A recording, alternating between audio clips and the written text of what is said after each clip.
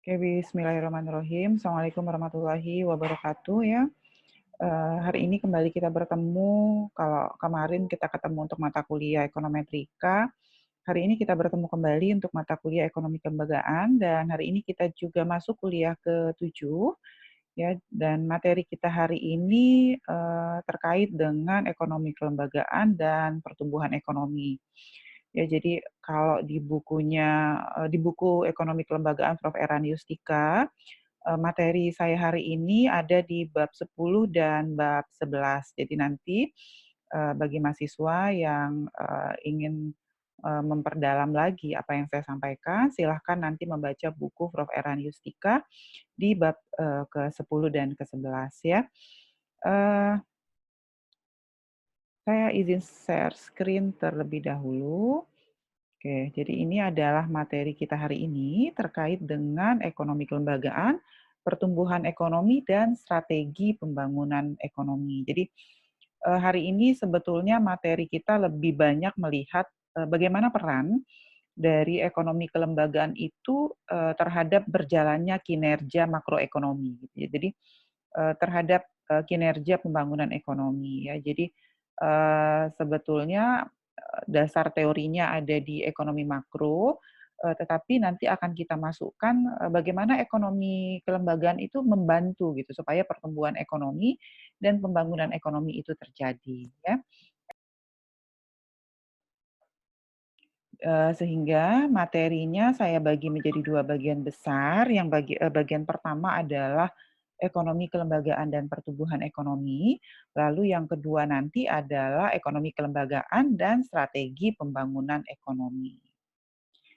Nanti, apa itu pertumbuhan ekonomi, apa itu pembangunan ekonomi, sebetulnya sudah dibahas di kuliah ke-15, mata kuliah ekonomi makro. Jadi nanti dibaca kembali apa sebetulnya beda antara pertumbuhan ekonomi dan pembangunan ekonomi. Ya, jadi, saya masuk dengan materi yang pertama. Materi yang pertama kita adalah ekonomi kelembagaan dan pertumbuhan ekonomi. Eee Kita paham gitu ya bahwa apa sih indikator pembangunan ekonomi? Apa sih sasaran pembangunan ekonomi? Jadi sasaran pembangunan ekonomi itu, jadi apa sih yang ingin dicapai dari pembangunan ekonomi? Yang ingin dicapai itu adalah pertumbuhan ekonomi yang tinggi. Jadi baru bisa ada pembangunan ekonomi kalau pertumbuhan ekonominya tinggi. Lalu apa indikator pertumbuhan ekonomi? Apa sih? Oh, di ekonomi makro udah dibahas. Ekonomi itu tumbuh kalau pendapatannya naik. Nah, jadi kalau pendapatannya naik, ya, bahkan, kalau bisa pertumbuhan ekonomi bisa mendukung pembangunan ekonomi jika pertumbuhan tingkat pendapatan itu terjadi dalam jangka panjang, ya, bahkan ketika, tingkat pendapatan real itu meningkat dalam jangka panjang. Apalagi indikator pertumbuhan ekonomi selain pendapatan gitu, investasi, serapan tenaga kerja, jumlah produksi, ya, dan tadi ini sampai dengan atas pendapatan nasionalnya naik. Jadi indikator pertumbuhan ekonomi itu tidak hanya kemudian tiba-tiba naik pendapatan gitu, tapi harus diikuti dengan saving naik, investasi naik, serapan tenaga kerja naik, produksi naik, maka baru bisa meningkatkan pendapatan nasional naik, maka pertumbuhan ekonomi terjadi dan akhirnya bisa mencapai sasaran pembangunan ekonomi. Lalu dalam konteks pembangunan ekonomi, dalam konteks pertumbuhan ekonomi, ya, di mana peran ekonomi kelembagaan? Kita kan pasti karena mata kuliah kita adalah mata kuliah ekonomi kelembagaan, tentu kita bertanya, peran ekonomi kelembagaan di mana gitu, perannya di mana? Ya, di awal sudah saya sampaikan bahwa salah satu yang dilakukan oleh ekonomi kelembagaan itu adalah memanage ketidakpastian. Jadi, eee, salah satu dasar kenapa muncul mata kuliah ekonomi kelembagaan karena ternyata pandangan kaum neoklasik yang mengatakan bahwa semua itu fix, bahwa semua itu bisa terjadi, bisa diramalkan. Jadi kan kalau di ekonomi klasik mereka mengatakan bahwa kalau harga naik, demand pasti naik. Kalau demand naik, pasti ada supply yang akan memenuhi demand. Jadi mekanisme pasar bekerja sendiri menurut neoklasik. Tapi ternyata ketika masuk ke dalam kondisi nyata, mekanisme pasar itu tidak serta-merta terjadi. Jadi di kuliah awal sudah saya sampaikan, ada faktor yang menyebabkan, ketika demand naik tidak langsung direspon dengan meningkatnya penawaran gitu. Kenapa? Karena ada unsur ketidakpastian, ada unsur resiko. Nah, resiko inilah salah satu, dasar yang memunculkan kenapa, muncul aliran ekonomi, kelembagaan. Jadi karena itu peran, ekonomi kelembagaan dalam perekonomian salah satunya adalah menurunkan ketidakpastian. Jadi bagaimana dengan memperbaiki kelembagaan gitu ya, jadi dengan, memperbaiki mekanisme yang terjadi di dalam sebuah lembaga, maka kita menurunkan kemungkinan terjadinya ketidakpastian. Bagaimana cara kita menurunkan ketidakpastian? Cara kita menurunkan ketidakpastian adalah dengan menurunkan biaya transaksi. Di depan, di kuliah-kuliah sebelumnya sudah disampaikan bahwa kalau biaya transaksinya rendah, maka kinerja kelembagaannya efisien, ya. Maka ketika biaya transaksi turun, artinya apa? Terjadi efisiensi pada proses transaksi atau perdagangan. Proses transaksi dan proses perdagangan itu sebetulnya adalah bagian dari kelembagaan. Lalu, apa prasyarat gitu supaya biaya transaksinya turun, sehingga nanti pasarnya bisa efisien. Apa prasyaratnya?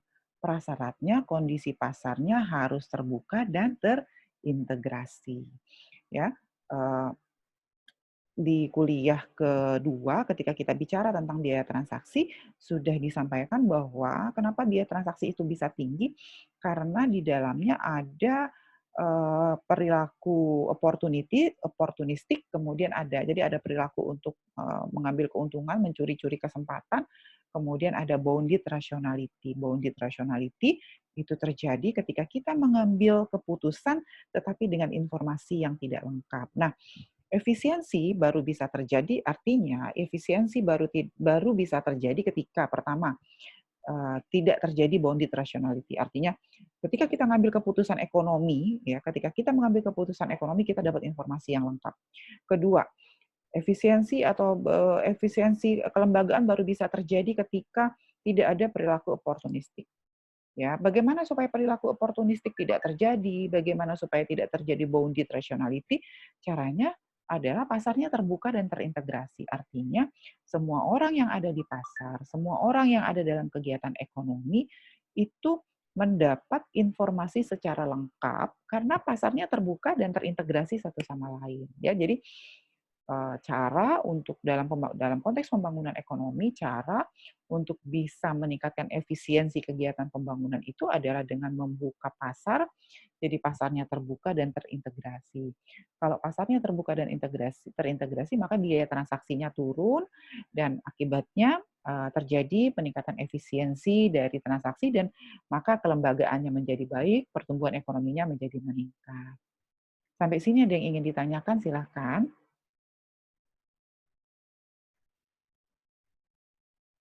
Ada yang ingin ditanyakan? Oke, jika tidak ada saya lanjutkan. Nah, dalam, sebetulnya ketika kita bicara pertumbuhan ekonomi ya, kalau mahasiswa di Fakultas Ekonomi, kalau kita mempelajari pertumbuhan ekonomi itu di dalam mata kuliah ekonomi makro ya. Tetapi kalau mahasiswa di Fakultas Ekonomi, itu mereka mempelajarinya dalam satu mata kuliah khusus dan mempelajari teori pertumbuhan ekonomi itu satu semester ya. Jadi kita coba ringkas, kalau di kita tuh hanya satu kali pertemuan, pertemuan ke-15 di mata kuliah ekonomi makro, kita bicara tentang pertumbuhan ekonomi. Nah, di materi tentang pertumbuhan ekonomi tersebut dibahas bahwa ada banyak model pertumbuhan ekonomi. Jadi mulai dari teorinya klasik, sampai nanti ada teori pertumbuhan, endogen, ada teori pertumbuhan baru, ada teori pertumbuhan endogen. Nah, salah satu teori yang terkenal dari, teori pertumbuhan ekonomi ya, itu dikemukakan oleh Harold Domar dan Solow, 2 orang. Kalau Harold Domar ini 2 orang gitu ya, kemudian ada teori pertumbuhan Solow itu yang paling populer. Tetapi, ada inti yang sama yang disampaikan oleh 2 teori ini. Mereka mengatakan bahwa, pertumbuhan ekonomi itu adalah hasil kreasi dari faktor produksi. Ya, jadi, eee, ada pertumbuhan itu kalau ada faktor produksi. Faktor produksinya apa? Faktor produksinya ada modal atau capital dan tenaga kerja. Jadi ada capital dan ada tenaga kerja. Nah, nanti, hubungan antara tenaga kerja dan capital, hubungan antara tenaga kerja dan capital itu akan bisa menghasilkan produksi nasional bruto. Jadi kalau ada investasi tenaga kerja, ada modal gitu ya, maka nanti bisa menghasilkan produk. Kalau dalam konteks nasional, produknya dalam bentuk produk nasional bruto. Nah, kemudian, teori-teori pertumbuhan ekonomi juga mengatakan bahwa, pertumbuhan ekonomi itu, jadi bisa ada investasi modal, bisa ada penggunaan tenaga kerja itu karena ada 3 variabel. Jadi pertumbuhan ekonomi itu terjadi karena 3 variabel. Yang pertama adalah tabungan, ditentukan oleh 3 variabel makro, yaitu tabungan, kemudian ada investasi, lalu ada penduduk. Hubungannya seperti di bawah ini. Kalau ada tabungan, jadi kalau seandainya penduduknya menabung atau dengan kata lain saving-nya naik, ya, jadi saving kita yang ada di bank itu akan dipakai untuk meningkatkan investasi. Ya, jadi kalau saving naik, investasi naik. Kalau investasi naik, maka labor naik, maka jumlah orang yang bekerja naik. Artinya kalau ada investasi, maka lapangan kerja terbuka, maka ada penyerapan tenaga kerja. Ketika ada investasi, ada penyerapan tenaga kerja, maka produksi naik, ya, maka output naik, maka Y-nya naik. Ketika Y-nya naik, peningkatan Y itu adalah gambaran dari peningkatan pendapatan nasional, artinya ada pertumbuhan ekonomi dan sasaran pembangunan ekonominya tercapai. Ya, jadi kalau saving naik, investasi naik, maka penyerapan tenaga kerja naik, L itu adalah labor, dan ketika labor naik, maka Y-nya naik, Y itu adalah output. Kalau Y-nya naik, maka pertumbuhan ekonominya juga naik.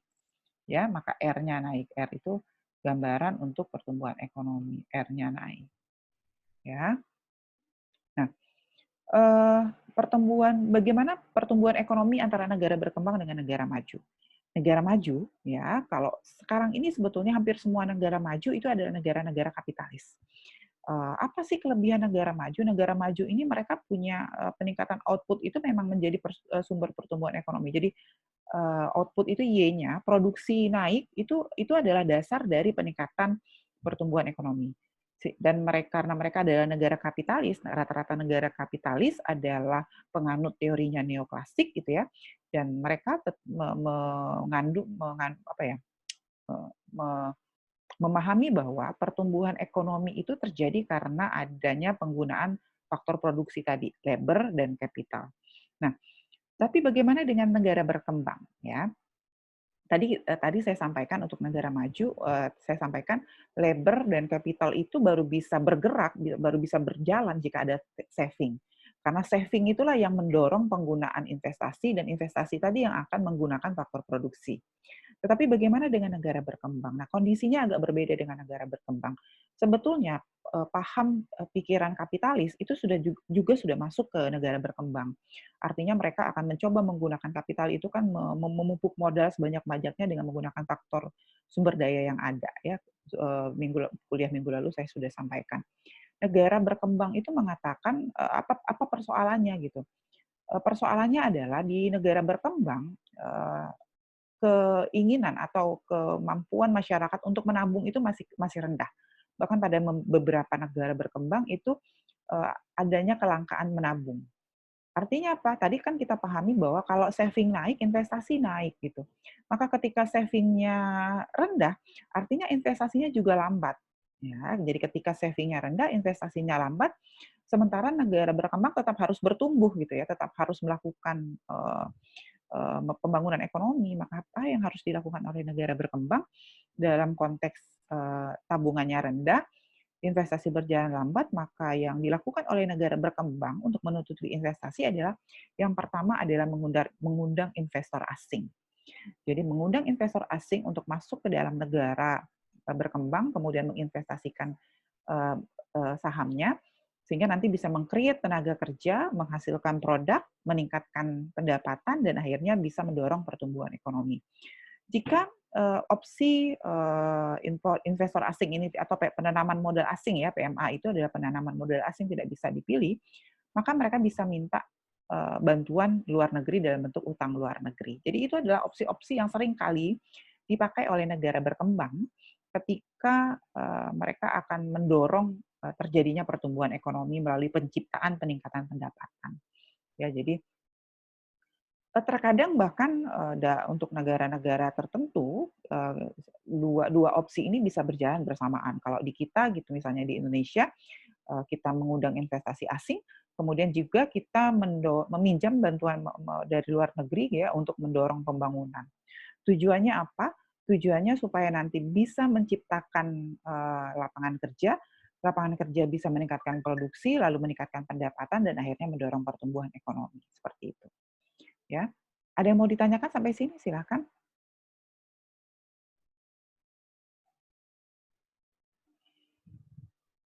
Oke, lanjut. Mahasiswa bisa dengar suara saya? Bisa, Bisa Bu. ya? Oke, lalu teori saya masuk dengan model pertumbuhan ekonomi ya. Dalam model pertumbuhan ekonomi neoklasik ya, pertumbuhan ekonomi itu kaum ekonom neoklasik itu mengatakan bahwa pertumbuhan ekonomi itu terjadi modelnya ada dua. Model yang pertama adalah statis, model yang kedua adalah dinamis. Jadi model yang pertama itu adalah statis. Ya. Ibu boleh Ya tanya, silakan. Bu? Ya silakan. Ya, Rifki ya, silakan Iya, Rifki. Bu. Ya. Terkait dengan investasi yang dipengaruhi sama saving, Bu. Silakan. Mungkin Rifki lupa, Bu, tapi ini bingung, Bu. Soalnya seingat Rifki, pertumbuhan ekonomi itu kan bakal naik jika perputaran uang itu tinggi, Bu. Kalau masyarakatnya saving, bukannya itu perputaran itu malah tambah pelan ya, Bu? Oke. Jadi kalau saving naik, ya kalau saving naik konsumsi turun gitu kan maksudnya ya? Konsumsi ya? Iya, Bu, benar, Bu. Oke. Jadi kan di dalam ekonomi ini belajar ekonomi makro kita. Di dalam ekonomi makro itu kan Y sama dengan C plus I ya. Jadi dia ini panjang nih ceritanya sebetulnya. Nanti ketika Y-nya naik, ini nanti mendorong konsumsi. Konsumsi naik. Gitu loh. Kita ini baru bahas-bahas dari saving ya, kemudian mendorong investasi, mendorong penyerapan tenaga kerja, pendapatan produknya naik, maka pendapatan rumah tangga naik. Ketika pendapatan rumah tangga naik, maka konsumsinya naik. Paham nggak kira-kira? Ya, konsumsinya naik. Jadi sebetulnya diagram dalam ekonomi makro itu jadi bukan money supply. Jadi kita tidak bicara money supply, bukan money supply-nya ya. Ini bukan bicara pasar uang, baru bicara pasar barang. Jadi kalau harapannya ketika Y-nya naik, maka konsumsinya nanti akan tetap naik gitu. Tetap akan ada peningkatan konsumsi. Gitu. Bisa ikutin sampai sini? Mohon maaf, Bu, yang Ya. bagian L-nya tadi apa ya, Bu? L ini adalah penyerapan tenaga kerja. Jadi ketika saving naik, investasi naik. Ya, kalau ada investasi berarti kan lapangan kerja terbuka. Ketika lapangan kerja terbuka, maka ada penyerapan tenaga kerja. Ada penyerapan tenaga kerja, maka labor-nya naik. Ketika labor naik, banyak orang yang bekerja, maka produk naik. Produk naik, Y itu adalah gambaran dari peningkatan produk, gambaran juga dari Y itu kan kalau di ini pendapatan nasional kan Y sama dengan C plus I plus G. Y-nya naik, maka pendapatannya naik. Kalau pendapatan naik, nanti konsumsi naik. Saya ikutin enggak sampai sini? Jadi ini panjang sebetulnya rentetan siklus ekonominya. Kalau di ekonomi makro itu sebetulnya kita bisa gambarkan kurvanya sampai kurva 4 kuadran. Kalau di ekonomi makro, seperti ini malah bahkan sampai nanti kurvanya itu. Jadi yang di sini naik, kemudian di sini investasinya naik, bisa digambarkan sampai kuadrat 4 sebetulnya kalau ekonomi makro. Keseimbangannya itu. Bisa ikutin sampai sini, Rifki? Ya, Bu, bisa. Terima Ya, kasih, Bu. jadi saya karena kita bicara teori investasi ya, maka yang saya bahas, karena yang kita bahas itu adalah stok modal dan kapital, faktor-faktor mempengaruhi pertumbuhan ekonomi dari sisi investasi, maka tadi saya tidak singgung konsumsinya, posisi konsumsi ada di mana gitu. Oke? Jadi saya tuh hanya bicara fungsi produksi sebetulnya Y. Fungsi produksi dalam ekonomi makro itu Y itu adalah fungsi dari fungsi produksinya ya. K, capital, sama L, labor. Nah, gitu ini huruf kurung, tutup kurung. Nah, gitu sebetulnya. Baru bicara itu saja. Tapi kalau mau bicara ekonomi makro, terpaksa kita buka lagi buku ekonomi makronya. Saya ikutin ya, Rifki. Jadi nanti akan ada penciptaan konsumsi juga nanti di belakang, di dalam siklus ekonomi makro lengkapnya. Oke, ada lagi? Silakan, sebelum saya lanjutkan. Nah, model pertumbuhan ekonomi itu secara umum ada 2, ada yang dari sisi aplikasi teknologi. Nah, gitu ya. Model pertumbuhan ekonomi itu ada 2. Ada yang statis, ada yang dinamis, ya. Jadi model pertumbuhan statis itu, model pertumbuhan ekonomi statis menyatakan bahwa di dalam pertumbuhan ekonomi itu tidak ada perubahan teknologi. Jadi teknologi itu eksogen. Teknologi adalah variabel eksogen. Jadi teknologi itu tidak ada di dalam pertumbuhan ekonomi menurut ekonomi statis. Sebetulnya kalau kita bawa ke masa sekarang, teori pertumbuhan ekonomi statis ini sudah nggak relevan. Tapi dalam konteks belajar kita pelajari dulu yang statis. Di mana ketika tahap awal perkembangan teori pertumbuhan ekonomi, orang tidak mengakui bahwa teknologi itu sebagai salah satu bagian yang mendorong pertumbuhan ekonomi gitu. Tapi saat ini gitu orang sudah menyadari bahwa model pertumbuhan ekonomi itu nggak statis tapi dinamis. Kenapa?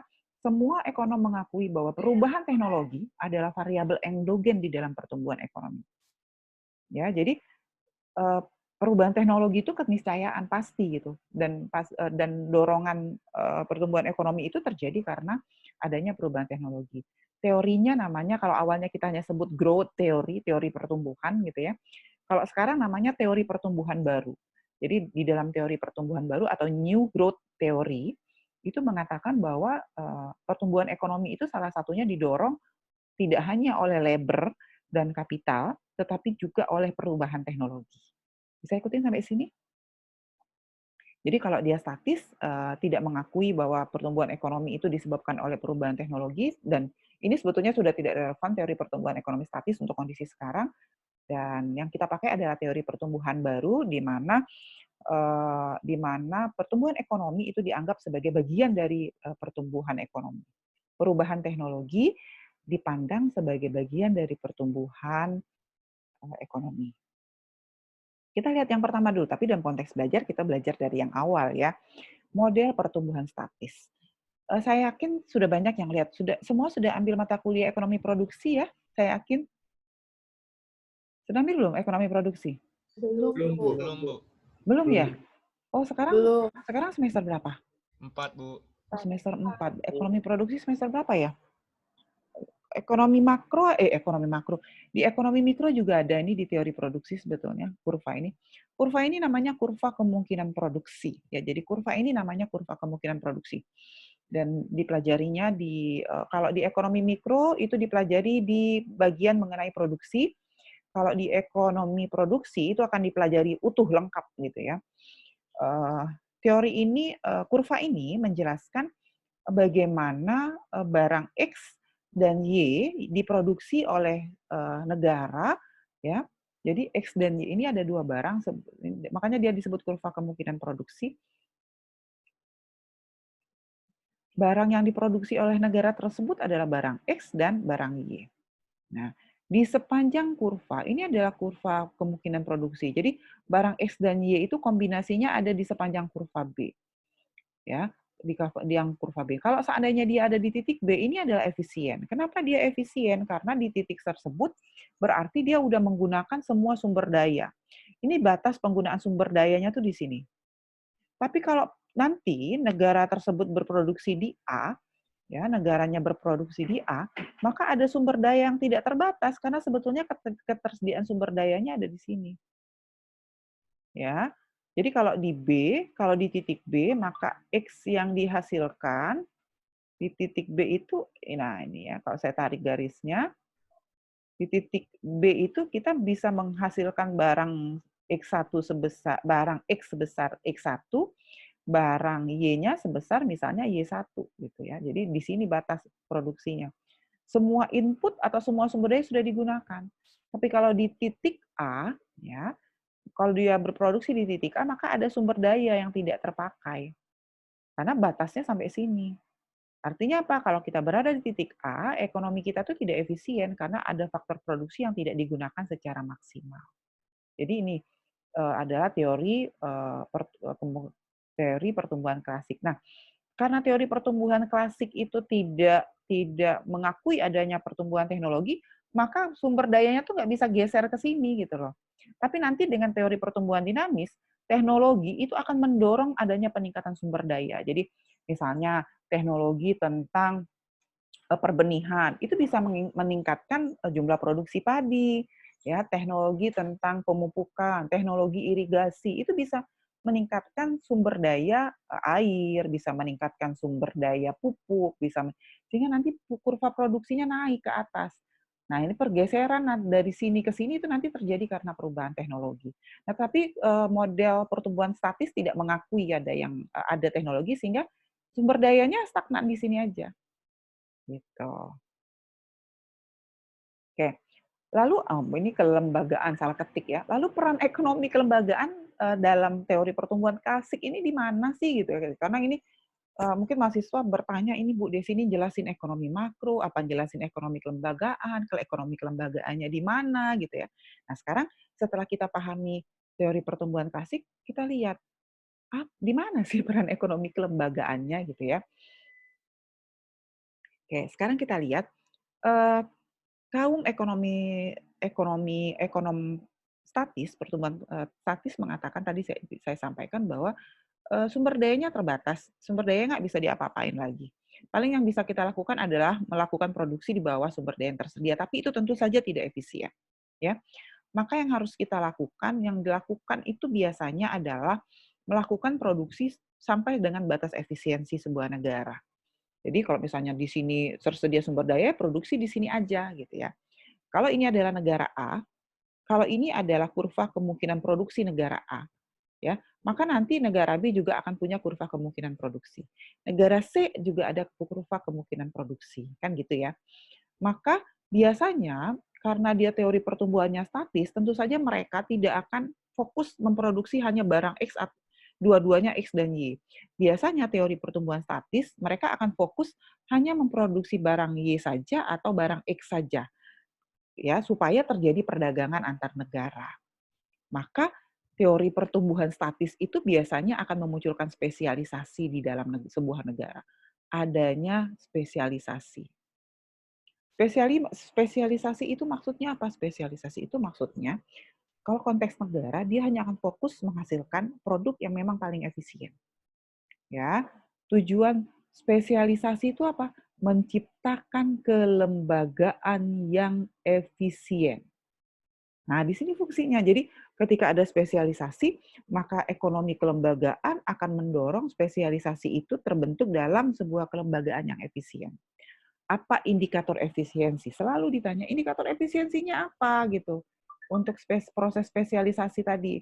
Kalau mau menghasilkan barang X saja, spesialisasi menghasilkan barang X saja, ya, maka harus yakin gitu bahwa sumber daya yang tersedia itu memang efisien untuk menghasilkan X. Maka harus punya kelembagaan yang efisien. Indikatornya apa? Sudah sering disampaikan dari depan. Biaya transaksinya rendah.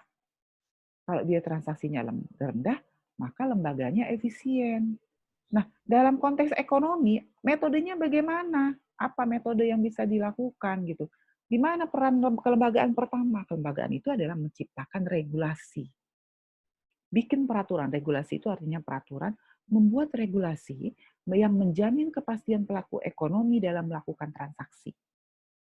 Jadi, ketika kita mau melakukan spesialisasi, mau memproduksi barang X misalnya, maka ketika proses barang X itu dihasilkan, diproduksi, di dalamnya ada transaksi. Maka buat regulasi supaya proses transaksi ekonomi berjalan secara efisien. Kemudian kalau sudah ada regulasi, apa yang harus dilakukan? Apalagi peran ekonomi kelembagaan? Memperkuat sistem penegakan regulasi. Jadi kemarin kan ketika kita bicara ada property right, ya salah satunya adalah dengan menegakkan siapa pemilik sumber daya, ya maka kita harus sudah punya regulasi, harus memperkuat sistem penegakan. Sistem penegakan itu enforcement-nya kayak apa sih gitu? Ada nggak sih kalau misalnya orang-orang yang melanggar regulasi, apa sih punishment-nya? Untuk yang menaati, reward-nya apa? Jadi ada memperkuat sistem penegakan terhadap regulasi yang sudah dibuat. Disitulah peran ekonomi kelembagaan. Ya, jadi kelembagaan berperan dalam konteks biaya transaksinya turun, biaya transaksi turun akan terjadi penciptaan pasar. Penciptaan pasar akan mendorong terjadinya spesialisasi dan pembagian kerja. Menurut pertumbuhan ekonomi statis, ketika ada spesialisasi dan pembagian pekerja, maka produktivitas akan naik. Kalau produktivitas naik, berarti produksi naik, maka kinerja ekonominya juga naik. Ya, kira-kira begitu. Izin bertanya, Bu. Silakan. Yang terkait kurva tadi, Bu. Itu kan tadi penggunaannya semaksimal mungkin, Bu. Dan di titik B, Bu. Kalau titik A, kenapa tidak efisien, Bu? Kan tadi dibilang penggunaannya itu, biaya transaksi itu masuk di kurva ini nggak, Bu? Enggak, kan kalau di kurva ini semua biaya-biaya yang habis. Biaya transaksi itu adalah biaya yang muncul, biaya ikutan, biaya yang dalam tanda kutip negatif gitu ya.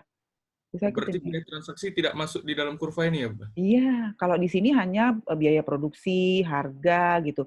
Nah, ya karena kalau masuk biaya transaksi nanti naik ininya malah menjadi makin tidak efisien. Baik, Bu. Terima kasih, Bu. Ya, oke. Nah, pertanyaannya, kenapa kita tidak berproduksi di A? Ya, karena kalau kita berproduksi di A, ya berarti saya gambar kurva produksi baru nih di sini. Ya enggak?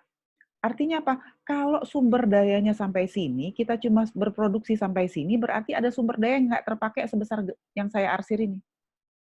Ini sumber dayanya nggak kepake. Berarti kita nggak efisien menjalankan ekonominya. Nggak terpakai. Mau diapain nih yang tersisa ini, nah yang saya arsir ini? Bisa ikutin nggak? Bisa, Bu. Ya, karena sumber dayanya tersedia sampai sini, kita produksinya sampai sini ngapain gitu kan? Artinya kita bisa melakukan produksi lebih banyak karena sumber dayanya tersedia. Ya, jadi kalau kita tidak menggunakan sumber daya secara maksimal itu juga tidak efisien. Makanya di sini titik pada kurva yang paling efisien karena dia menggunakan pada titik itu seluruh sumber daya telah dimanfaatkan secara penuh. Jadi di sini sumber daya itu sudah digunakan secara penuh. Ya, tapi kalau di A enggak. Oke. Sampai sini ada yang mau bertanya mengenai ekonomi statis, pertumbuhan ekonomi statis? Jadi yang bisa dilakukan peran ekonomi kelembagaan itu adalah mendukung penciptaan kelembagaan yang efisien ya. Ketika pelaku ekonomi melakukan proses spesialisasi. Caranya adalah dengan membuat regulasi dan menjamin penegakan regulasi yang sudah dibuat. Ya. Bu izin bertanya, Bu. Ya silakan. Satria. Yang tadi di PPT Ibu kan menjelaskan kalau tabungannya tinggi, investasi meningkat, terus memberikan lebarnya naik, menyebabkan tingkat penyerapan tenaga kerja, Bu. Nah, terus kalau misalnya pada masa pandemi ini, kalau misalnya masyarakat tuh saving semua gimana, Bu? Atau akan terjadi peningkatan tenaga kerja atau enggak? Tadi kan gini, kalau kita bicara, tadi kan sebetulnya pertanyaannya sama dengan pertanyaan siapa tadi yang pertama tadi, Rifki ya. Jadi yang saya bahas ini hanya dari sisi investasi saja gitu. Tetapi dalam ekonomi makro siklusnya tidak akan sesederhana ini. Tadi sudah ditanyakan oleh Rifki sebetulnya Satria. Jadi pertanyaannya sama. Kalau semua saving, investasi naik, maka industri juga mati kan gitu. Nah, ini ada efek ikutan, ini belum selesai sebetulnya. Karena yang saya lihat tadi kan sebetulnya hanya sampai pada pertumbuhan ekonomi. Peningkatan Y ini sudah gambaran dari peningkatan pertumbuhan ekonomi. Maka ketika Y-nya naik, berarti pendapatan rumah tangga, pendapatan labor naik. Ketika pendapatan labor naik, maka di sini sebetulnya masih panjang ceritanya. Di sini, maka ketika Y naik, ini bisa mendorong konsumsi. Maka belanjanya naik, konsumsinya naik. Bisa ikutin? Kalau konsumsi naik, maka berarti pendapatan dari si produsennya juga naik. Pendapatan produsennya naik, maka investasinya bisa naik lagi. Jadi panjang nih ceritanya kalau kita bicara ekonomi makronya secara utuh gitu. Makanya saya bilang sebetulnya dasar teorinya ada di ekonomi makro. Ya, jadi yang saya jelaskan ini hanya karena saya hanya menjelaskan tentang pertumbuhan ekonomi. Nah, pertumbuhan ekonomi itu kan hanya bicara perilaku produsen saja. Jadi ini adalah perilaku produsen sebetulnya. Kalau ini kan perilaku konsumen. Ya enggak? Saya ikutin sampai sini? Ya, jadi ini alurnya masih panjang gitu. Nanti kalau investasi naik ini bisa cerita lagi gitu loh. Pendapatan naik, bagaimana efeknya? Maka Konsumsi naik, saving naik, gitu ya. Karena pendapatan naik, pendapatan nasional naik, sebetulnya bisa dua dampaknya di sini. Konsumsinya naik, savingnya juga masih bisa naik, kan gitu. Karena yang naik itu adalah pendapatan. Bisa ikutin sampai sini? Bisa, Bu. Makasih, Bu. Oke. Sekarang, untuk kondisi kita sekarang ini, kenapa pemerintah mendorong konsumsi, gitu ya? Karena karena sekarang ini pendapatan kita semua dalam kondisi turun. Ya, jadi semua pendapatan kita turun, kalau pasti kita perilaku saving itu otomatis ketika pendapatan kita turun. Jadi gimana ya, secara nominal pendapatan kita itu sama. Artinya misalnya pendapatan saya dulu 1 juta. Pendapatan sebelum COVID, pendapatan saya 1 juta. Saat ini, saat COVID, pendapatan saya 1 juta sebetulnya. Artinya secara nominal pendapatan saya tidak berubah. Secara nominal. Tapi secara real saya menjadi lebih miskin. Saya merasa lebih miskin secara real. Nah, itulah yang artinya terjadi penurunan pendapatan. Kenapa pendapatan saya turun? Kenapa pendapatan saya secara real turun? Karena harga-harga barang pada naik. Bisa ikutin. Maka dalam kondisi pendapatan saya real saya turun, saya nggak mungkin kan mendorong konsumsi, meningkatkan konsumsi saya. Maka supaya ada supaya jadi sekarang ini pemerintah tidak mendorong kita untuk melakukan saving, tapi untuk mendorong kita untuk melakukan konsumsi, sementara investasi itu disuntik gitu dari penanaman modal asing, dari utang luar negeri, seperti itu. Supaya jalan semua, konsumsi kita dalam negeri naik, ya konsumsi kita naik, karena tadi konsumsi naik berarti pendapatan produsen naik, pendapatan produsen naik bisa mendorong investasi. Tapi investasi itu tidak hanya didorong oleh peningkatan konsumsi, bisa juga didorong oleh penanaman modal dari investasi dari luar negeri, dari foreign, dari luar negeri. Bisa ikutin sampai sini? Bisa, Bu. Saya, oke. Jadi sekarang ini kita sedang dalam masa sulit gitu, walaupun pendapatan kita turun, kita masih tetap didorong untuk konsumsi. Pahami bahwa bukan berarti, artinya kondisi sekarang ini kondisi sekarang ini seharusnya kan kalau kata teori ketika pendapatan kita naik, pendapatan kita turun, kita ngurangi konsumsi kan. Tapi sekarang kita mendorong, pemerintah justru mendorong kita untuk konsumsi. Padahal analoginya kalau Y-nya turun, kita akan mengurangi konsumsi kan gitu. Tapi kenapa pada saat Y turun, pemerintah mendorong kita supaya konsumsi karena efeknya ke sini. Dia putus rantainya dari sini. Paham nggak kira-kira? Ya, jadi kalau kita konsumsi, walaupun pendapatan kita turun, kalau pendapatan turun, kata teori konsumsinya turun, tapi enggak, kata pemerintah lakukan hal terbalik. Walaupun pendapatan kita turun, kita tetap harus konsumsi karena kita memahami kalau konsumsi naik, maka pendapatan produsen naik, maka akan ada produksi, ada investasi naik, bisa mendorong lagi, akhirnya nanti bisa meng-create peningkatan pendapatan di ujung. Seperti itu. Ya, bisa mendorong pertumbuhan ekonomi. Ya, salah satunya. Nah, selain mendorong konsumsi, pemerintah juga harus tetap melakukan investasi. Dari mana uangnya? Sementara savingnya turun, kan gitu. Karena kita didorong untuk konsumsi. Ya, didorong dengan penanaman modal. Penanaman modal bisa dari investor dalam negeri, bisa dengan investor luar negeri, bisa juga dengan utang. Ya, atau bisa juga dengan menciptakan bond, surat hutang negara. Jadi kita pemerintah itu menerbitkan surat hutang kepada masyarakat, ya. Oke, statis sudah oke ya. Jadi statis, pahami bahwa di dalam statis kurvanya cuma satu itu aja. Ya, jadi dalam statis cuma ini aja karena tidak ada perubahan teknologi. Kita masuk ke dinamis. Dinamis itu tadi sudah kita pahami bahwa ada perubahan teknologi. Karena ada perubahan teknologi, ada inovasi, maka kurva kemungkinan produksinya naik ke atas. Ya, kenapa bisa naik? Karena ada temuan teknologi terhadap benih. Jadi benih yang digunakan bisa lebih banyak.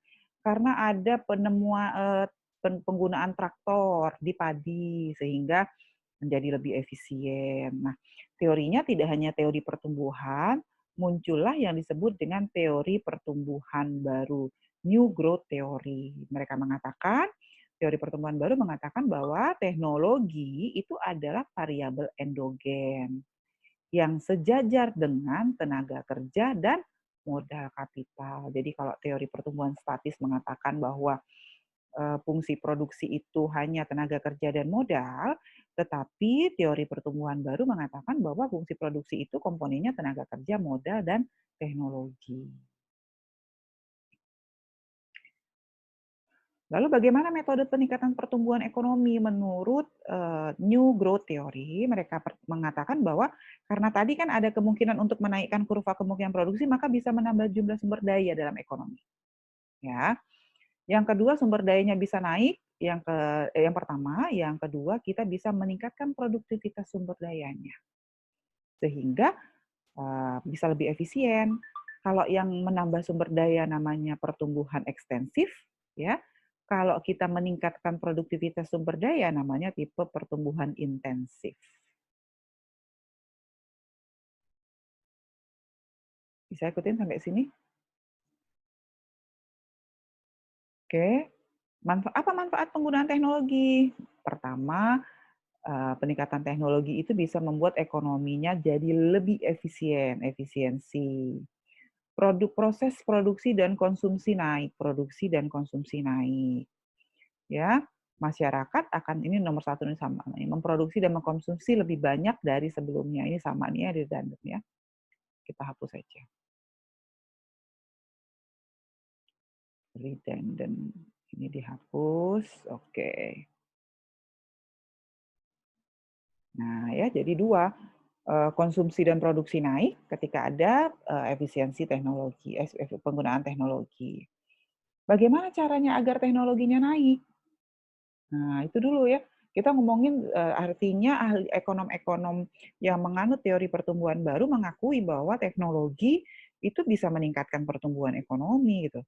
Tapi bagaimana caranya supaya teknologinya naik? Yang pertama yang harus dilakukan adalah mempercepat dan memperkuat kreativitas, ya. Jadi penemuan ide-ide baru itu didorong. Makanya sekarang kita di mana-mana mahasiswa didorong menyusun proposal inovasi dan kreativitas. Itu untuk mendorong teknologi tuh, ya. Yang kedua, mengupayakan pasar modal berfungsi dengan baik. Kenapa? Kadang-kadang dalam proses penemuan teknologi itu kita biayanya mahal. Ya, sehingga diperlukan modal. Jadi nih, biaya mahal. Makanya perlu pasar modal dalam menciptakan teknologi. Kemudian menciptakan lingkungan yang kompetitif. Sekarang banyak ya lomba-lomba terkait dengan temuan-temuan inovasi teknologi baru untuk memperbaiki produk. Ya, jadi dosen-dosen yang riset-risetnya bagus, temuan-temuan produknya menarik itu dapat penghargaan, gitu ya. Jadi itu adalah cara untuk mendorong supaya kita bisa memperkuat pertumbuhan ekonomi lewat teknologi. Ada yang mau tanya sampai sini? Silakan. Nah, tadi kita sudah pahami teorinya. Peran ekonomi kelembagaan di mana? Kan gitu ya, sama seperti statis tadi kita bicara. Ekonomi kelembagaan tuh ngapain aja di dalam teori pertumbuhan statis. Tadi sudah disampaikan di dalam teori pertumbuhan statis, ekonomi kelembagaan itu mendorong spesialisasinya terwujud dalam rangka mencapai efisiensi. Kan tadi ya.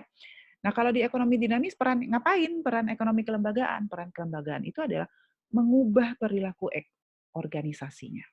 Nih, mengubah perilaku organisasi. Jadi, dia yang ini, perilaku organisasi. Ya, misalnya mendesain aturan yang membuat perusahaan mempunyai insentif untuk proses penciptaan kreativitas. Jadi ada aturan, kalau menghasilkan kreativitas yang dampaknya sekian, nanti reward-nya sekian gitu. Ya. Apalagi peran ekonomi kelembagaan mendorong adanya lembaga research and development. Sekarang kalau dulu tidak semua perusahaan punya lembaga research and development R&D. Sekarang semua perusahaan, terutama perusahaan-perusahaan besar didorong punya lembaga riset dan development. Ya. Nah, tapi ada fakta menarik ketika kita bicara ekonomi dinamis. Apa pertumbuhan ekonomi dinamis? Apa yang terjadi? Ternyata negara maju lebih berkembang teknologinya daripada negara berkembang. Akibatnya apa? Akibatnya negara berkembang jadi tergantung dengan negara maju. Ya. Ini tidak baik sebetulnya gitu. Jadi ini sebetulnya tidak baik. Artinya apa? Ketika negara berkembang mengalami ketergantungan negara-negara maju, maka sebetulnya transfer teknologi. Jadi teknologi ini bisa ditransfer loh. Transfer of knowledge, transfer teknologi dari negara maju ke negara berkembang itu tidak terjadi. Ya, kenapa tidak terjadi? Bisa karena situasinya memang diciptakan tidak terjadi. Ya, artinya ada misi-misi politik di dalamnya. Itu ekonomi kelembagaan. Ya, bagaimana cara mengatasinya? Ya mau tidak mau gitu, kalau mau negara berkembang, mau maju, mau sama dengan negara maju, dia harus terus-menerus melakukan pendidikan dan latihan, melakukan riset and development. Jadi ada proses kreatif destruktif. Ya, tujuannya untuk perbaikan teknologi yang nanti akan mendorong terjadinya pertumbuhan ekonomi. Ya, jadi kalau di dalam pertumbuhan ekonomi statis, peran ekonomi kelembagaan itu hanya mendorong efisiensi dari proses spesialisasinya gitu. Tapi peran ekonomi kelembagaan dalam pertumbuhan ekonomi dinamis itu lebih banyak, lebih besar. Ya, dia harus mengubah perilaku organisasi, kemudian mendorong proses kreatif destruction-nya sehingga terjadi perbaikan teknologi dan nanti akan bisa mendorong terjadinya pertumbuhan ekonomi. Ada yang mau ikut, ada yang mau ditanyakan sampai sini? Silakan.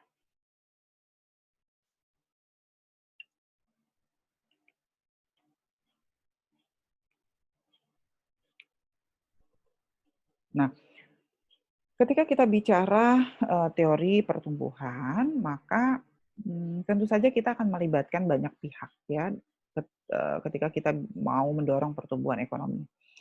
Di pertemuan minggu lalu sudah disampaikan bahwa salah satu ciri masyarakat kapitalis ya. Jadi kalau sekarang itu hampir semua negara itu adalah negara kapitalis sebetulnya ya.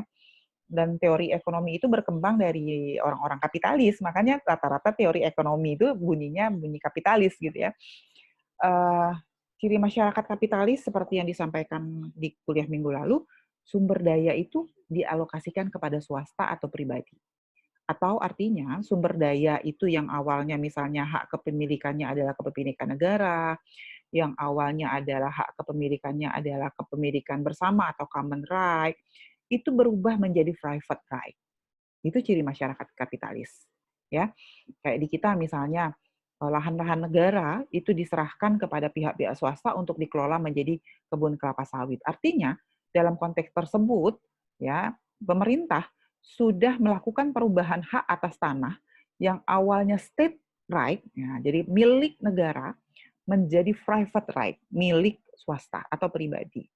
Ya, jadi ada perubahan status. Nah, private right ya, jadi swasta atau perusahaan-perusahaan pribadi yang sekarang menjadi pemilik sumber daya itu punya kewajiban untuk meningkatkan produktivitas.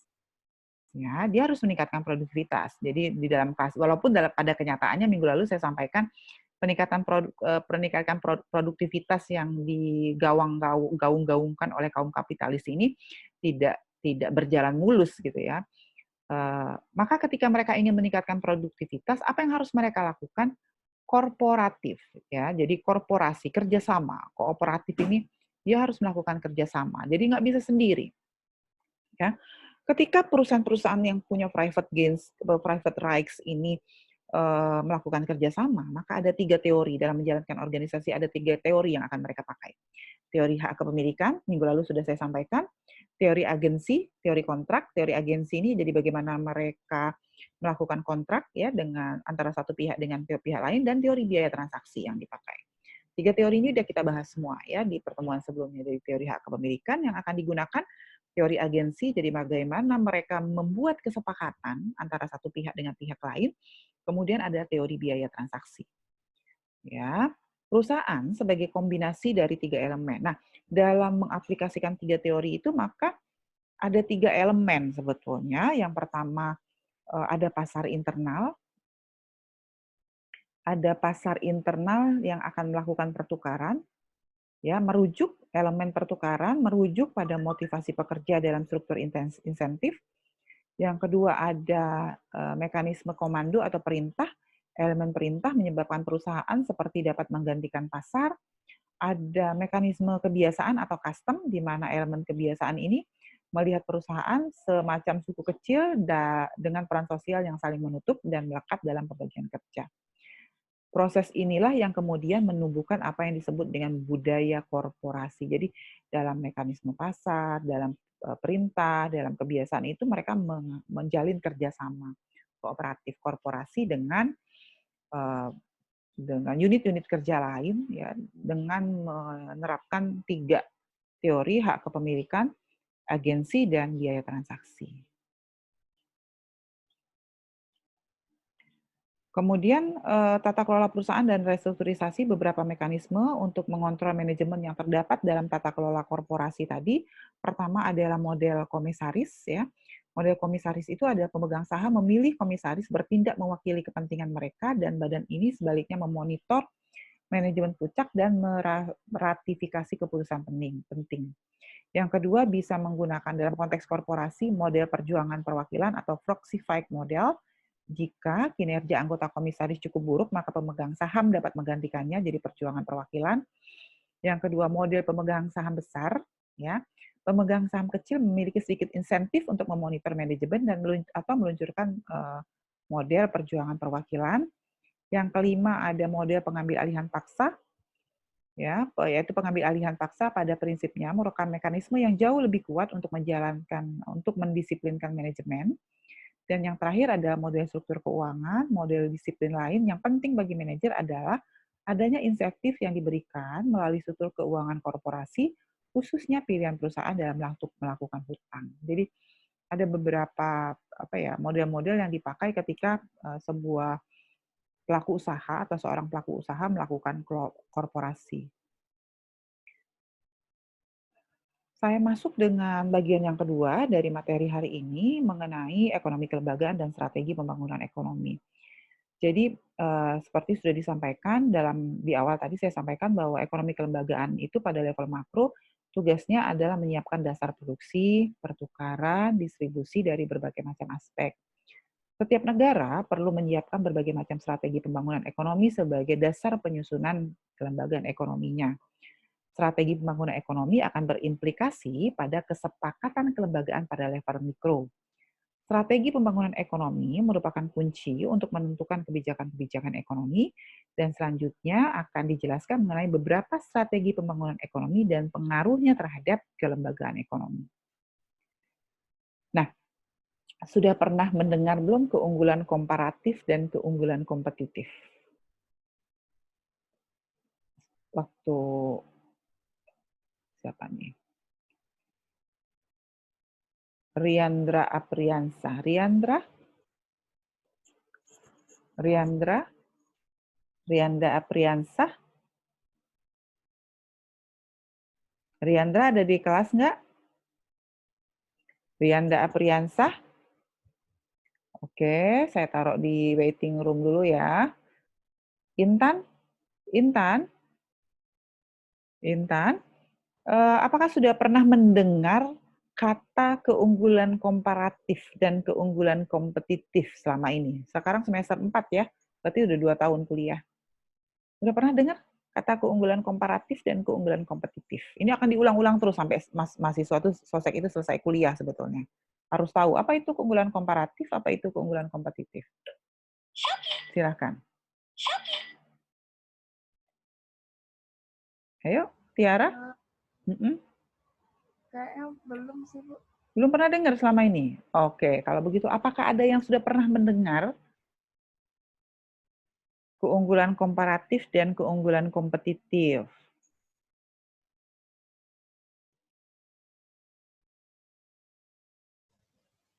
Rasanya pernah, Bu, saya, Bu. Rifki, silakan. Rifki, di mata kuliah apa? Udah mata kuliahnya dulu, mata kuliah apa? Mata kuliahnya kurang ingat, Bu. Tapi waktu itu dikaitkan dengan produksi yang ada di desa, Bu, rasanya. Oke. Yang lain, apakah ada yang sudah pernah mendengar kata keunggulan komparatif dan keunggulan kompetitif? Ayo.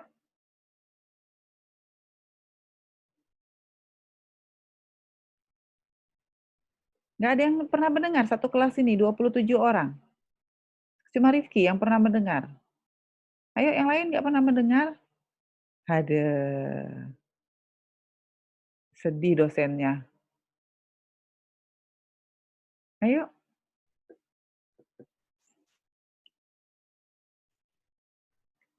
Ya. Di manalah kira-kira pernah belajar keunggulan komparatif dan keunggulan kompetitif?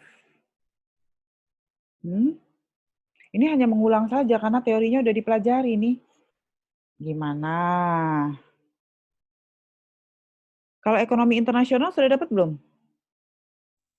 Belum, Bu. Belum ya. Oke. Kalau ekonomi makro udah dapat belum? Sudah, Bu. Oke. Kalau pengantar ekonomi pertanian sudah dapat belum? Sudah. Nah, keunggulan komparatif dan kompetitif itu dipelajari di pengantar ekonomi pertanian pertama kali. Diulang lagi di ekonomi makro. Nanti dipelajari lebih dalam di ekonomi internasional. Bukan ekonomi perdagangan internasional ya kalau di kita ini namanya, lupa saya. Ya, jadi sudah dipelajari di dua. Jadi nanti akan lebih detail dipelajari di perdagangan internasional atau ekonomi internasional. Saya lupa judul mata kuliahnya. Ya, ada dua. Jadi ini adalah dasar sebuah negara melakukan perdagangan. Ya, jadi proses industrialisasi, bagaimana pembangunan itu berdasarkan. Jadi kita itu mau memproduksi apa, gitu ya? Sebuah daerah bisa dalam konteks desa, bisa dalam konteks regional, bisa dalam konteks kabupaten, provinsi, ya bahkan dia dibahas dalam perdagangan internasional, perdagangan antar negara. Karena ini adalah konsep dasar terjadinya perdagangan. Jadi ketika kita mau ada perdagangan, maka kita harus menciptakan produksi. Kita harus tentukan kita mau produksi apa. Maka dasar untuk melakukan produksi itu ada dua, ada keunggulan komparatif sama keunggulan kompetitif. Gitu. Tapi yang keunggulan komparatif itu dasar yang awal sekali. Jadi sama kayak teori pertumbuhan statis tadi, itu yang pertama kali muncul yang tidak mengakui ada pertumbuhan teknologi. Nah, sama teori keunggulan komparatif ini muncul pertama kali gitu. Jadi kalau sekarang tuh mungkin tampaknya sudah tidak dipakai lagi. Yang paling banyak dipakai adalah keunggulan kompetitif untuk masa sekarang. Apa bedanya?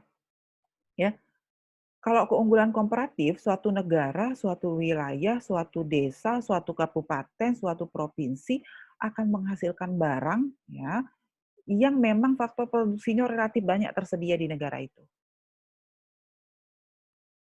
Paham nggak kira-kira? Jadi suatu wilayah atau suatu negara itu akan memproduksi barang, ya, melakukan kegiatan ekonomi, memproduksi barang yang faktor produksinya paling banyak tersedia di daerah tersebut.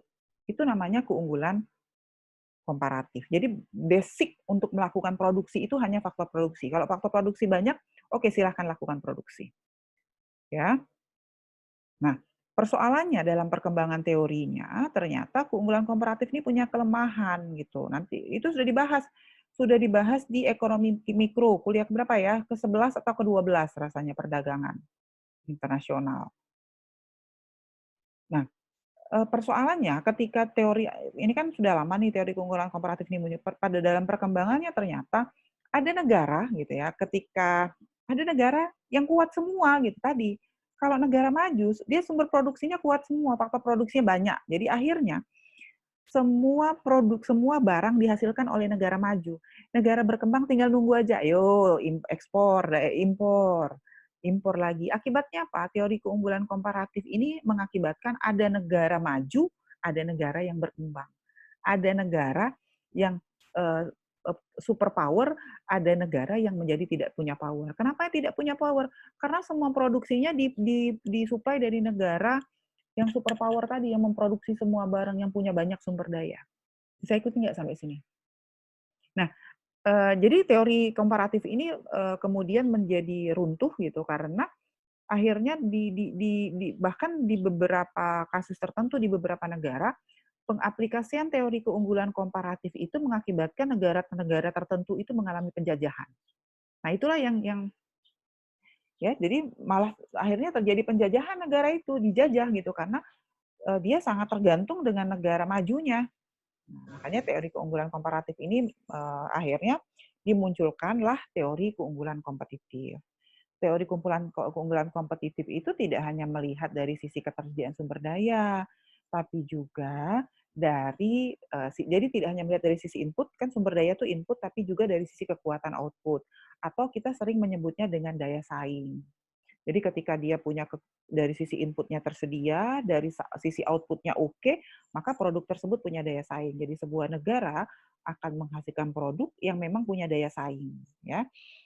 Faktor daya saingnya apa? Persaingan sehat antar industri, adanya diferensiasi produk, adanya teknologi yang membuat produknya itu unggul, jadi kompetitif.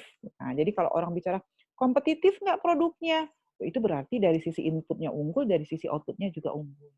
Tapi kalau komparatif, dia hanya unggul dari sisi inputnya saja, dari sisi outputnya belum tentu. Bisa ikutin sampai sini? Teori keunggulan komparatif dan kompetitif inilah yang menjadi dasar terjadinya perdagangan. Ya, terdapat dua alasan kenapa negara itu perlu melakukan perdagangan internasional. Jadi sebetulnya gitu ya,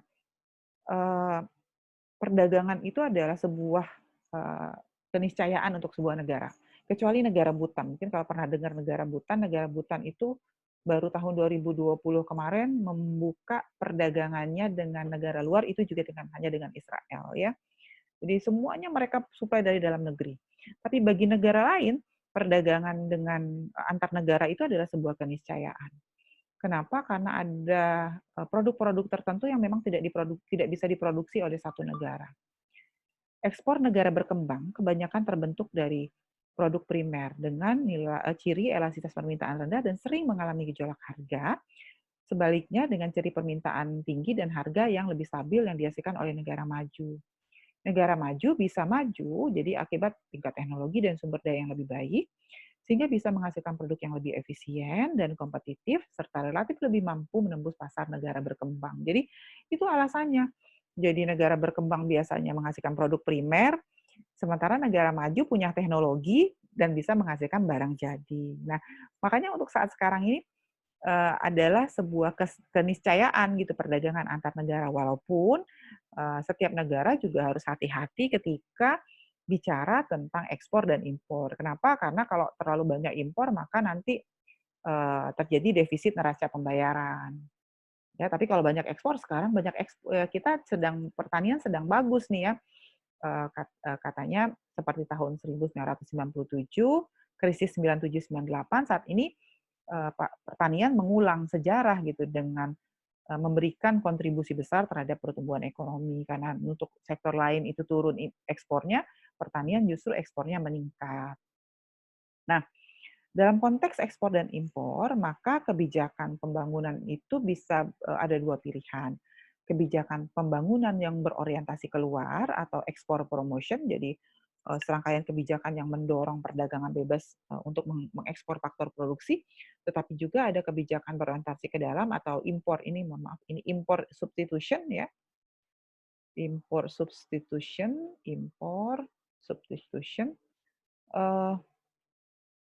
Adalah kebijakan yang lebih menekankan pada usaha negara berkembang untuk menciptakan pendekatan pembangunan yang mandiri, yang sesuai dengan kebutuhan dan aspirasi pembangunan agar lebih mampu mengendalikan atau menentukan nasib mereka sendiri. Kalau import substitution itu kita mencoba mengembangkan produk-produk yang bisa menjadi pengganti barang-barang impor. Kalau promosi ekspor berarti kita mendorong ekspor barang kita ke luar negeri. Nah, di tahap awal perkembangan kebijakannya, kebijakan ini hanya berjalan sendiri-sendiri. Jadi ada negara yang hanya ekspor promotion saja, ada negara yang hanya import substitution saja. Tapi dalam masa saat ini, itu nggak mungkin sebuah negara itu hanya berorientasi keluar atau berorientasi ke dalam. Jadi biasanya mereka akan combine antara ekspor promotion dan import substitution. Nah, di awal perkembangannya, tadi sudah saya sampaikan, negara berkembang mendahulukan kebijakan SI, substitution impor, diikuti dengan kebijakan promotion ekspor setelah perekonomian dianggap cukup kuat. Nah, tetapi dalam perkembangannya polanya tidak tunggal, tapi dia bisa saling melengkapi. Nah, di mana peran ekonomi kelembagaan? Nah, peran ekonomi kelembagaan dalam kebijakan substitusi impor adalah menyusun mekanisme pencapaian efisiensi kegiatan organisasi ekonomi, membuka pasar domestik, lalu pemberian insentif bagi berlangsungnya inovasi. Lalu apa peran ekonomi kelembagaan dalam kebijakan promotion ekspor untuk mendorong ekspor? Yang pertama adalah penciptaan lingkungan kelembagaan yang bebas, yang baik. Bebas KKN, tidak ada rent seeker. Kita sudah tahu rent seeker itu para pencari laba ya, para pencari untung, adanya jaminan terhadap hak kepemilikan sumber daya, birokrasi yang efisien. Jadi orang tuh intinya kira-kira peran ekonomi kelembagaan itu mendorong promosi ekspor itu adalah lingkungan untuk mengekspor itu bebas KKN, bebas dari pemburu rente, bebas dari free rider, kira-kira gitu. Kemudian promotion ekspor itu baru bisa dilakukan ketika ada jaminan terhadap hak kepemilikan sumber daya. Ya, jadi jangan sampai nanti ketika ada yang mau ekspor, kemudian tidak bisa ekspor tetapi diambil alih oleh yang lain. Nah, ini ada pemindahan hak. Lalu birokrasinya efisien. Jangan sampai mau ekspor tapi birokrasinya ribet sehingga biaya transaksinya tinggi. Itu orang nggak mau. Ya, disitulah peran ekonomi kelembagaan. Lalu dalam konteks ekonomi kelembagaan, pembangunan juga, kita penyelenggaraan pembangunan, kita menganut dua sistem sebetulnya, ada desentralisasi dan ada sentralisasi. Ya. Desentralisasi itu adalah menyerahkan level pelayanan. Jadi kalau sekarang itu kita menganut pembangunannya sistem desentralisasi. Jadi tanggung jawab itu tidak tanggung jawab mengelola wilayah itu bukan lagi tanggung jawab pusat, tetapi tanggung jawab wilayah masing-masing. Jadi pusat itu hanya sebagai fungsi koordinasi saja. Ya, tetapi kita pernah melakukan sistem sentralisasi. Jadi kalau sekarang itu kalau kita mendengar istilah otonomi, nah, otonomi daerah, sekarang gitu ya, itu sebetulnya kita menggaungkan desentralisasi, bukan sentralisasi. Kalau sentralisasi itu pernah kita lakukan di era Orde Baru, di mana semua diatur oleh pusat. Ya, jadi pembangunan itu dikontrol dari pusat, dari top ke down. Kalau sekarang kita sudah desentralisasi. Oke, alasan pokok.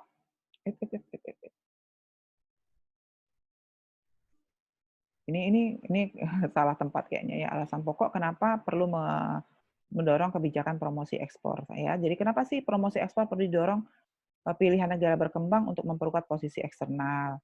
Promosi ekspor tadi memacu akselerasi pertumbuhan industri ya. Jadi kenapa didorong promosi memperkuat posisi eksternal, memacu akselerasi pertumbuhan industri manufacture, memperluas kedudukan ekspor komoditas, meningkatkan penerimaan produsen, meningkatkan kepastian usaha. Ya, jadi kita perlu dorong ini ya, meningkatkan penyerapan tenaga kerja, lalu mengembangkan industri untuk tujuan ekspor. Jadi kenapa kita perlu ya mendorong kebijakan promosi ekspor? Karena beberapa alasan ini, mulai dari kita harus karena mau memperkuat posisi eksternal kita di luar gitu ya. Kemudian memacu pertumbuhan industri gitu. Jadi industri kita juga bisa didorong, memperluas komoditas itu berarti memperluas juga pengenalan orang terhadap komoditas kita, meningkatkan penerimaan produsen, meningkatkan tingkat kepastian usaha bagi produsen dan eksportir, Terus kalau usaha dalam negeri yang mengekspor itu maju, berarti meningkatkan penyerapan tenaga kerja dan melakukan pengembangan industri untuk tujuan ekspor. Lalu ada lagi istilah dengan statisasi dan privatisasi. Ya, statisasi ini pernah kita lakukan dulu di zaman Orde Baru. Sekarang kita sudah masuk beberapa sifatnya sudah privatisasi. Privatisasi itu menurut Springer menyatakan bahwa privatisasi merupakan agenda paling penting dan kontroversial dari transisi negara sosialis menuju ekonomi pasar. Hal ini tidak terlepas dari adanya peran dari World Bank atau IMF sebagai lembaga yang memberikan suntikan uang bagi negara-negara berkembang untuk merangsang kegiatan ekonomi yang semula dikelola oleh negara dialihkan kepada pihak swasta. Ya, tetapi privatisasi ini juga harus hati-hati, tidak boleh kebablasan, jangan sampai nanti semua dikuasai oleh swasta lalu negara menjadi milik swasta juga tidak boleh. Artinya negara harus betul-betul bijaksana dalam memilih mana saja kegiatan-kegiatan atau mana saja sumber daya yang bisa diprivatisasi. Ya.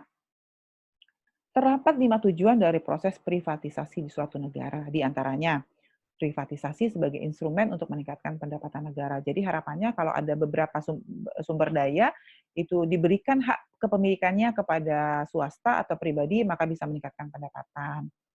Menyebarnya bagian kepemilikan aset. Privatisasi diharapkan berimplikasi pada perbaikan distribusi pendapatan dan kesejahteraan masyarakat.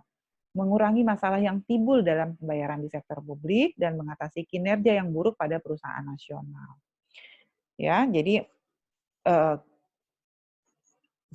untuk beberapa aspek pemerintah kita sudah melakukan privatisasi sebetulnya ya. Tapi untuk aspek-aspek yang lain, untuk sektor-sektor lain tidak. Misalnya untuk PLN itu masih dikelola oleh negara.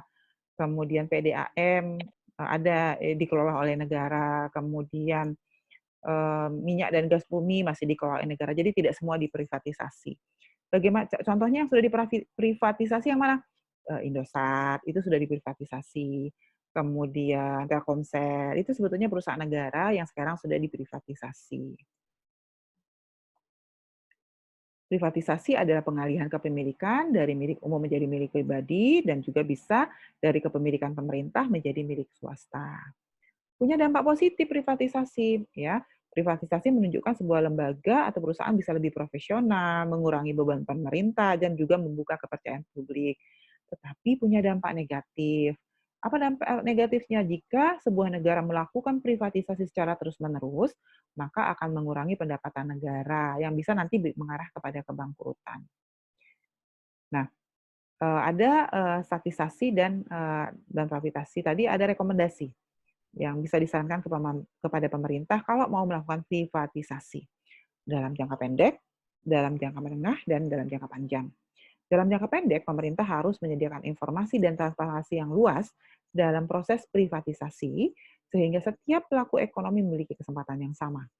Yang kedua, dalam jangka menengah, pemerintah harus membuat institusi formal dalam bentuk regulasi yang secara teknis mengatur kemudahan proses privatisasi.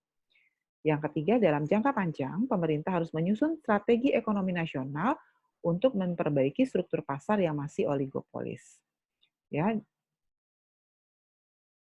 karena harus hati-hati, karena kalau privatisasi ini tidak diatasi, dia bisa mengarah kepada monopoli baru. Kalau monopoli baru agak berbahaya untuk kepentingan sebuah negara. Nah, apa itu statisasi? Statisasi itu kondisi di mana negara menguasai dan mengatur kegiatan atau organisasi yang ada di masyarakat. Jadi, sebetulnya statisasi itu tidak real kita tinggalkan, gitu ya. Artinya, dalam beberapa pengambilan keputusan, pemerintah tuh kadang juga melakukan statisasi, artinya state stancer atau keputusannya tuh ada di pemerintah, misalnya gitu. Misalnya kemarin ketika pemerintah memutuskan untuk mengimpor daging sapi, itu state center sebetulnya, gitu ya. Jadi itu state center, terpusat kepada negara. Keputusan impor daging sapi, keputusan impor gula, keputusan impor beras, itu sebetulnya masih dalam konteks state center atau kondisi di mana negara masih mengatur kegiatan tersebut. Jadi dia terpusat kepada negara. Jadi tidak semua itu tidak semua diprivatisasi. Ya. Kemudian PLN itu masih state center, masih dikuasai oleh negara. Ya. Silakan jika ada yang ingin ditanyakan terkait dengan perkuliahan hari ini. Izin bertanya, Bu. Silakan. HGU itu termasuk privatisasi, bukan, Bu? Hak guna usaha. Hak guna usaha, Bu. Iya, jadi pemberian. Nah, ini salah satu privatisasi yang diberikan pemerintah itu adalah pemberian hak pengelolaan perkebunan di lahan pemerintah. Selama HGU itu kan 30 tahun ya, jadi bisa dikelola untuk kelapa sawit itu selama 30 tahun itu adalah pengalihan hak dari state right menjadi private right. Betul. Ada lagi? Silakan. Kalau privatisasi itu selamanya atau ada jangka waktu juga, Bu? Biasanya ada jangka waktunya. Misalnya tadi pengelolaan HGU, hak guna usaha itu biasanya sampai 30 tahun kalau untuk perkebunan. Jadi setelahnya bisa diteruskan atau bisa ditarik kembali.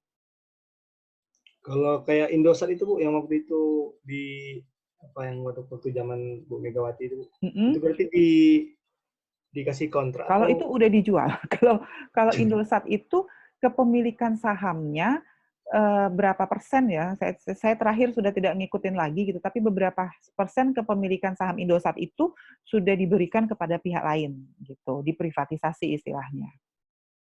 Dan berarti kalau sudah dijual itu sudah lepas gitu, hak kepemilikannya berapa persennya gitu.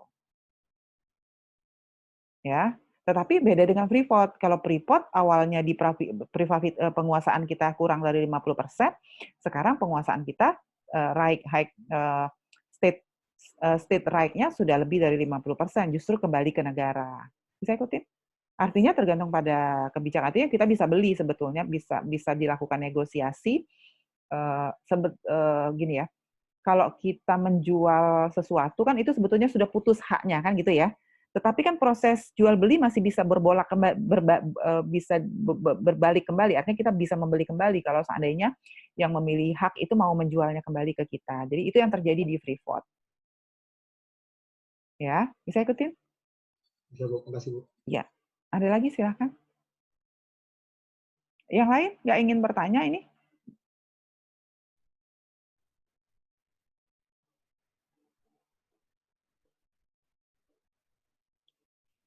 Silakan jika ada yang ingin ditanyakan, ayo.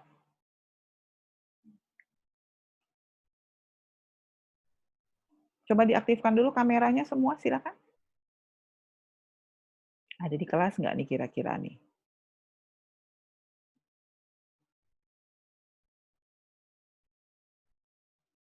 Klameta, Nurul Abidin. Iya, bentar, Bu. Ya. Kenapa nggak pakai kerudung? Silakan jika ada yang ingin ditanyakan terkait dengan materi hari ini.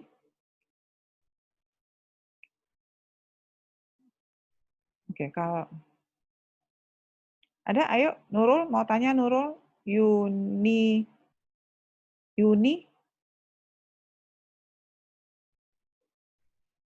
masih ada yang baru mau masuk atau Wiwin, silakan Wiwin, aktifkan dulu kameranya Wiwin. Bu, mohon maaf tadi keluar sinyal gangguan.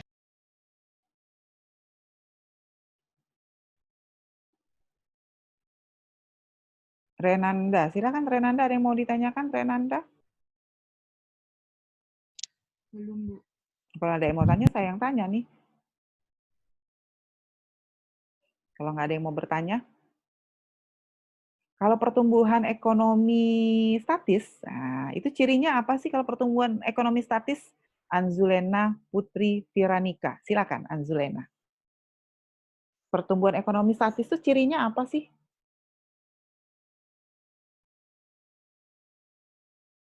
Ayo, apa? Anzulena. Pertumbuhan ekonomi statis itu cirinya apa sih? Ini tidak ada pertumbuhan teknologi, Bu. Tidak ada perubahan teknologi. Tidak ada perubahan pertumbuhan teknologi. Kalau Ilham, coba Ilham. Ilham, kalau privatisasi itu ada perpindahan hak dari mana ke mana ya? Ada perpindahan hak kepemilikan dari mana ke mana. Sehingga dia bisa menjadi privatisasi.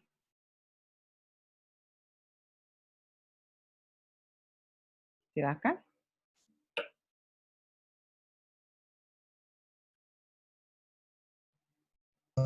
Yang saya dengar tadi dari apa namanya contohnya itu dari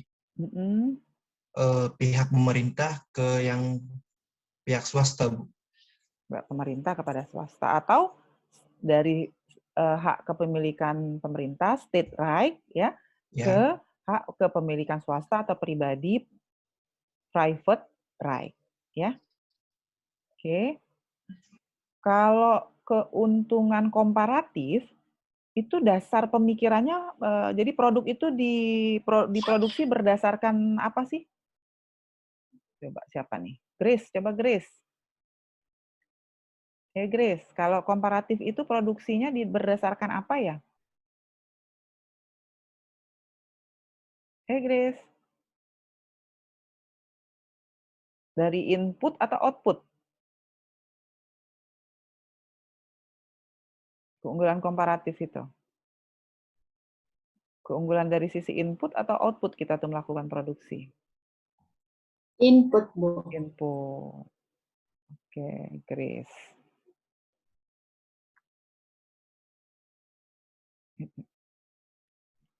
Kalau peran ekonomi kelembagaan, nah ya, dalam pertumbuhan ekonomi dinamis itu ngapain ya?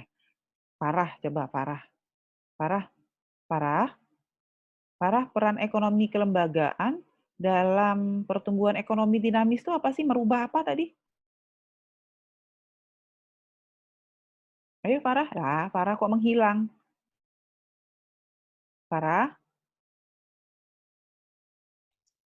Ya. Bu, untuk bagian itu tadi Farah kurang mendengar, Bu. Nah, ayo siapa yang bisa? Kalau pertumbuhan ekonomi dinamis itu dia merubah apa sih tadi? Merubah apa tadi? Ayo siapa yang bisa? Perilaku organisasi. Iya. Kalau pertumbuhan ekonomi statis, peran ekonomi kelembagaan itu pada saat kapan? Siapa nih? Ntar dulu.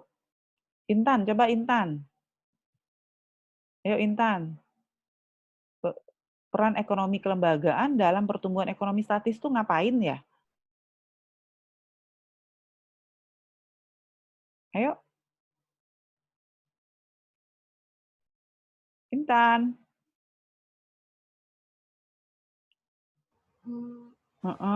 Membuat regulasi. Membuat regulasi, oke. Terus satu lagi?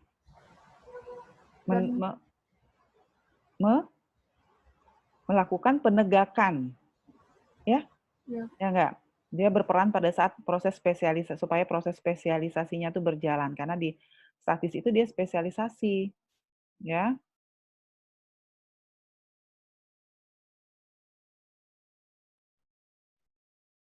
Ada yang mau bertanya sampai sini?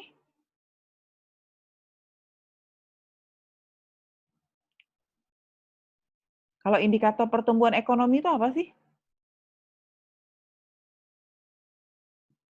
Indikator Yusril, indikator pertumbuhan ekonomi apa Yusril? Indikatornya itu jika biaya transaksinya menurun, maka semakin meningkat efisiensinya, Bu. Oke, ada indikatornya atas lagi. Jangan lihat yang di bawah, yang di atas. Indikator pertumbuhan ekonomi itu apa sih? Yo, apa? Sudah benar, tapi belum benar betul. Oke. Irsat, bisa Irsat? Menurunkan pada biaya transaksi, Bu. Ya, itu sudah agak panjang dikit, agak jauh gitu. Yang indikator pertumbuhan ekonomi apa? Meningkatnya? Irsat? Meningkatnya, iya, naik tuh. Nanti pendapatan, bagaimana cara pendapatannya naik? Adalah dengan efisiensi, ya. Efisiensi. Bagaimana supaya efisien? Menurunkan biaya transaksi, meningkatkan pendapatan. Udah pada gondrong semua ini rambutnya ini. Iya Bu, mau potong hari ini Bu. Ya, nanti Bu suruh pakai kerudung semua ini nanti. Panjang-panjang rambutnya. Siapa minggu depan rambutnya masih panjang, pakai kerudung aja. Ya. Iya, gondrong-gondrong semua ternyata rambutnya. Oke. Ada yang ingin bertanya sampai sini? Oke, kalau tidak ada, saya tutup kuliahnya. Salam sehat selalu. Jangan lupa jaga protokol. Ya, ada yang mau tanya? Silakan. Kalau untuk pelajaran mungkin enggak Bu ya, cuman ke absen kemarin Bu. Jadi ada beberapa orang yang lupa Bu, absen. Oh ya, oke. Nanti kita ini ya, kita sudahi dulu rekamannya nanti masuk di dalam rekaman. Oke. Saya tutup kuliahnya. Terima kasih perhatiannya. Salam sehat selalu. Wassalamualaikum warahmatullahi wabarakatuh. Waalaikumsalam.